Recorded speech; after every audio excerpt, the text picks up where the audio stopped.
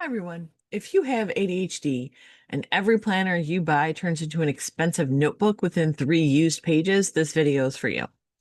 Today, you'll learn a way to plan your business and your life that actually respects your brain, that works on low motivation days, and that you can restart at any time without shame.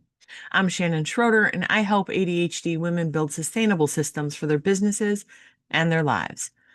You don't have to become a totally different person to reach your goals. You just need a planning system that is light, flexible, and built for an ADHD brain that loves ideas instead of long checklists. So, what's the real problem? It's not your willpower. Traditional planning probably feels like homework to you. You buy the cute planner, you write in it for a week, and then it silently judges you from a shelf. You probably have drawers of unused planners. It's not that you hate goals. You hate feeling trapped by a plan that you already know you're not going to follow. With ADHD, planning isn't just write a list and do it. That's the advice that you're given, right? Why don't you just write a list? Why don't you just are horrible words for those of you with ADHD. And it's because you're juggling things beyond the goal. You're juggling time blindness and boredom and perfectionism and the fact that you're hit with like 100 new ideas before you even have breakfast each day. So you're not lazy. Your brain wants different things. Your brain wants interest and urgency and clear wins. Traditional planning for you gives you really long, vague lists and guilt when you don't accomplish it. So the problem isn't you. The problem is that most planning advice is built for people who find comfort in structure. You probably find comfort in options instead of that structure. You feel trapped there. So instead of forcing yourself into someone else's system, you're going to build a planning style that fits how you actually work. So let's start building a planning method that feels light, flexible, and restartable because you know you're going to screw it up along the way. It's just the way it is. You're going to use 3 simple pieces: tiny goals, containers, and safety nets. Before we get into what these 3 steps are, I want you to put in the comments, what's your relationship right now with planning? Is it total chaos? Is it organized-ish? Or are you looking at me going, what's a plan? So now we're going to jump right into step 1, shifting from perfect plans to tiny targets. Most planning fails because you try to fix your whole life on a Sunday night. You set 15 goals for the week. You color code them. By Wednesday, you feel like a failure. So instead of huge, giant goals, we are going to work for tiny targets. A tiny target is a small, clear win. It's going to be moving you one step forward, not 10. We don't need the whole thing. We just need to move one step. Tiny targets are specific, easy to start, and they're short. So here's some example of tiny targets. So instead of sitting down, I'm going to plan my whole quarter, your tiny target is I'm going to brain dump all of my ideas for Q1 for 10 minutes because you can do 10 minutes. And why are tiny targets wonderful? Because your brain loves quick wins. It hates the unclear steps. What does plan my quarter look like? You don't know. You know what a brain dump looks like. Tiny targets give your brain a clear start and a fast reward because as soon as those 10 minutes are done and you have that brain dump in front of you, it's like, whoo, I did it. Check that off the list. And your brain's like, ooh, we did it. We accomplished something. It works and it makes your brain happy. You also reduce the drama. You're not deciding your whole giant future. You're deciding what matters for the next small block of time. So I want you to pause here and think, what's one tiny target you can set for today in your business? Step 2 is using time containers instead of rigid schedules. If a strict hourly schedule feels like a trap, that's a really normal feeling for most ADHDers. You put on your calendar 9 a.m., I'm going to do deep focused work. And by 9:07, you're annoyed because you're behind because your brain's like, I don't think so. With ADHD, you need less precision and more containers. A time container is just a block of time where you give one area your focus. So instead of tying it to the clock, saying from 9:15 to 9:45, I'm going to write 2 emails and one caption for Instagram.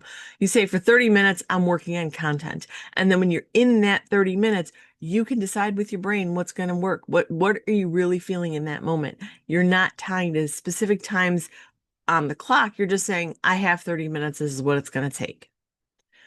So how do containers work? You decide what containers you have, and then you pick a tiny target to work on within that container. So instead of having 20 micro plans, you might say, in the morning, I'm doing one revenue container and one client container. In the afternoon, I'm doing one CEO container and one admin container. That's it. Anything beyond that you do, it's bonus. It's not breaking rules because you didn't do 40 things. You're just working in those containers. And what's great about this is that on a low focus day, when you're really struggling to get anything done, just shrink the containers. Instead of a revenue container being 30 minutes, maybe you just do it for 10. 10 minutes is still going to move your business forward. Your brain gets that win without needing it to be a full, perfect day. So now you have tiny targets to work on, and we have time containers. And so the last step, we need a safety net for when your brain says, nope, this ain't happening today. Because it's going to happen. You know this happens. So what you need is a fail-safe planning habits, or have a group of fail-safe planning habits that you can restart. So a fail-safe habit is something that is so simple, you can restart after an entire week of chaos without feeling like a failure. You're not building a perfect streak. You're not like, I did it every single day. We're not about that. We're about finding things that, yes, you know what? I had an off day. I can come back to this and I can start over, and I'm not going to feel like a failure because I know what the steps are. So the 3 habits: a quick daily reset, a weekly CEO check-in, and a parking lot for extra ideas. A daily reset is 5 minutes max. It does not take a long time. You just literally say to yourself, tomorrow I have one revenue block, one client block, one CEO block. In revenue, I'll follow up with 2 leads. In client time, I'll finish the draft for Sarah. In CEO time, I'll review my income goals for the month. You just kind of give yourself that daily reset so that you know what's coming. If you have off days, if you skip this, you're not behind. You just open a fresh page, you do a 5-minute reset. You're not starting from zero. You're always starting from now. You're not beating yourself up for yesterday. That's not going to get you one step forward. Deal with where we are right now. A weekly CEO check-in.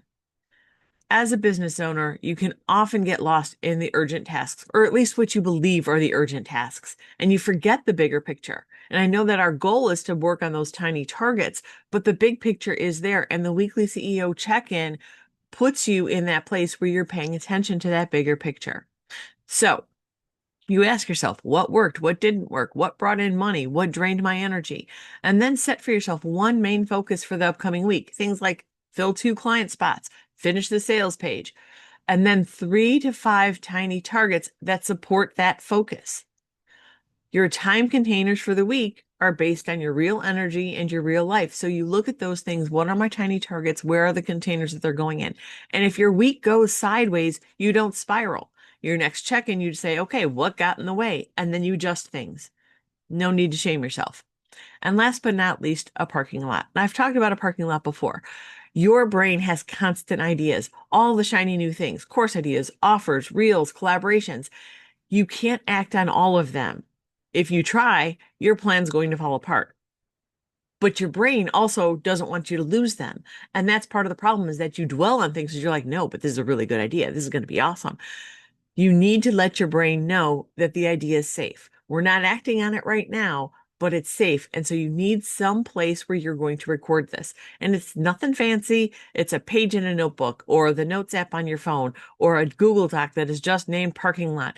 And you record those things that you think are fabulous and you might want to act on them, but you're not going to do it now. And as soon as you record it there, then you can let your brain know, okay, it's safe. When we're ready for it, it's recorded. You don't have to try and hold on to it and remember it because we have it. And that frees up your brain space to do the things that you actually need to do. Before we wrap up, I want you to just review your new planning style. You set tiny targets instead of huge goals. You use time containers instead of that rigid hour by hour schedule. And then you have those fail-safe habits: the daily reset, the CEO check-in, and the parking lot. Right after this video is done, don't try and create some huge giant thing. Pick one tiny target for tomorrow, one time container to put it in, and one place that you're going to start your parking lot list. Comment below and tell me what your tiny target is for tomorrow. And if this helped you feel a little less broken about how you plan, hit like so more ADHD business women can find it, and subscribe if you're looking for more ADHD friendly strategies for your business and your life.